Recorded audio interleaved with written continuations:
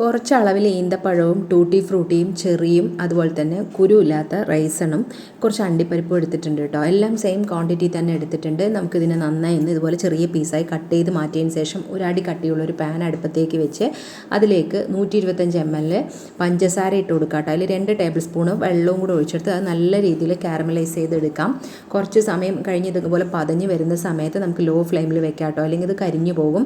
ഇങ്ങനെ നല്ലോണം പതഞ്ഞ് അതിൻ്റെ കളർ നല്ല രീതിയിൽ ചേഞ്ചായി വരുമ്പോൾ ഗ്ലാസ്സിൽ ഒരു ഗ്ലാസ് വെള്ളം എടുക്കേണ്ട കേട്ടോ. അളവ് പറയുകയാണെങ്കിൽ 250 ml വെള്ളം എടുത്തിട്ട് നമ്മളിതിലേക്ക് ഒഴിക്കുക. ഒരു പിഞ്ച് അളവിൽ ഗ്രാമ്പൂൻ്റെ പൊടിയും കൂടി ഇട്ട് കൊടുക്കാം. നമുക്ക് എന്നിട്ട് ഡ്രൈ ഫ്രൂട്ട്സ് ഇടാം, കാഷ്യൂനട്ട് മാത്രം ഇടണ്ട.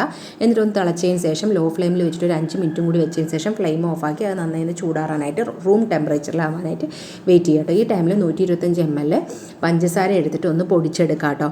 പിന്നെ നമ്മളൊരു ബൗളിലേക്ക് ഒരു അരിപ്പ വെച്ചിട്ട് 250 ml തേയും അതുപോലെ 1/2 ടീസ്പൂൺ ബേക്കിംഗ് പൗഡറും 1/4 ടീസ്പൂൺ ബേക്കിംഗ് സോഡയും ഒരു പിഞ്ച് അളവിൽ ഉപ്പിട്ടിട്ട് 3 വട്ടം അരിച്ചെടുത്ത് മാറ്റി വയ്ക്കാം.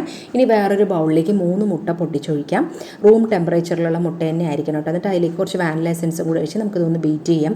അത് നമ്മൾ പൊടിച്ച് വെച്ചിരിക്കുന്ന പഞ്ചസാര കുറേശ്ശെ ഇട്ട് നല്ല ഇതുപോലെ ഫ്ലഫി ആയിട്ട് ഒന്ന് ബീറ്റ് ചെയ്തതിന് ശേഷം 60 ml നമ്മൾ റീഫൈൻഡ് ഓയിലും കൂടെ അതിലേക്ക് ഒഴിച്ച് കൊടുത്തിട്ട് നമ്മൾ പിന്നെ ഈ ഒരു പൊടി ഇട്ടിട്ട് ജസ്റ്റ് ഒന്നിങ്ങനെ ഇളക്കി കൊടുക്കാം കേട്ടോ. ലാസ്റ്റ് കുറച്ച് പൊടി നമ്മൾ മാറ്റി വയ്ക്കാം, മൈദയുടെ പൊടി.